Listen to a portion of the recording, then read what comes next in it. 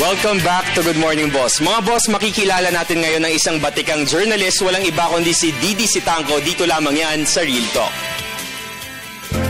The third child ni Amado at saka Nena Munson. I've been a journalist all my life and I have 4 children. I was married to the late businessman Ramon Sani Siytangco. That's why ako ay si Deedee Siytangco at ito ang aking tunay na kwento.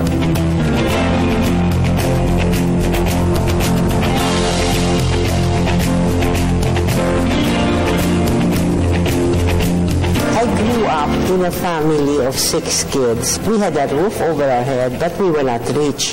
When my dad died, I was age 18, and I still had a little brother at 6. I had to help my mom. Because we were running a little newspaper. My dad liked to print out, publish little newspaper. He had Congress Gazette, he had Malacanang Star, and he had a Gold magazine. At age 18, 16, I was already helping my mom publish her little, to keep us together.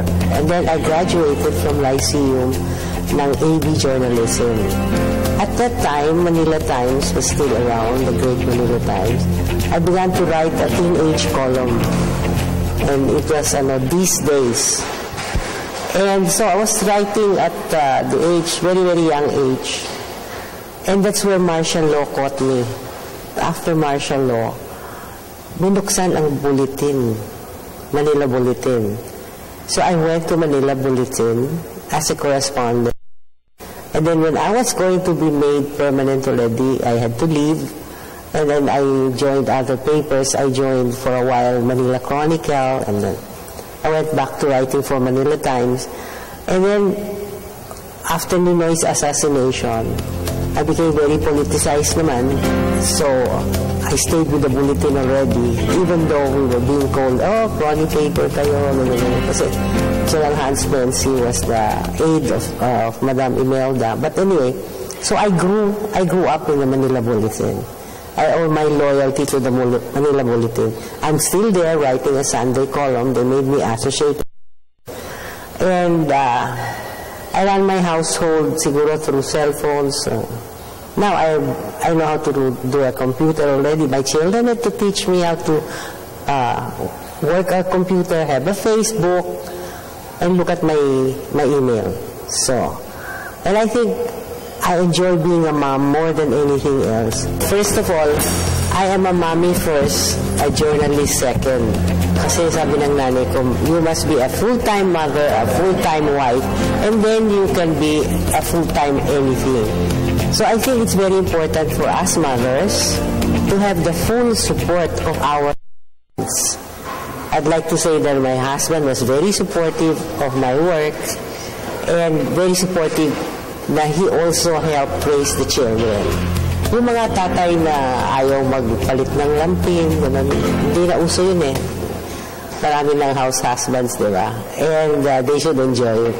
My husband used to tell my children, especially the boys, mommy's number 1. And I enjoyed being number 1 in my children's life.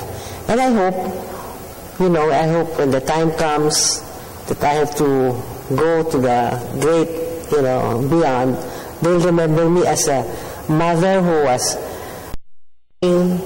funny, many times funny, but somebody who loved them very much. When I was working with Cory, I handled media, and media then was newly released from martial law, diba? In fact, we called them the Brat Pack. They could have, they were fast moving and all this was only, but she was always calmado. I remember during the Pinatubo, she was still president. That was really unforgettable. Malacanang started to shake, all the columns there started to shake. I was holding a meeting in the 2nd floor, and I saw her coming down the stairs. Wow, that made us feel so good. She was safe. And she just laughed because, when you're nervous, you laugh, diba? And guess what? The next day, Mrs. Acoli was laughing during the earthquake. That's us media. So, ganon. And then during the time that we were already private citizens, I would go with her. I went with her to Indonesia. I went with her to Spain and Europe, no? And she was just Mrs. Korea, you know. So we in media are very lucky because we can touch people. I wanted to do with my journalism career, to touch people. Ako ay si Deedee Siytangco, journalist, nanay, at lola ng mga apo ko, tunay na tao, at ito ang aking tunay na kwento.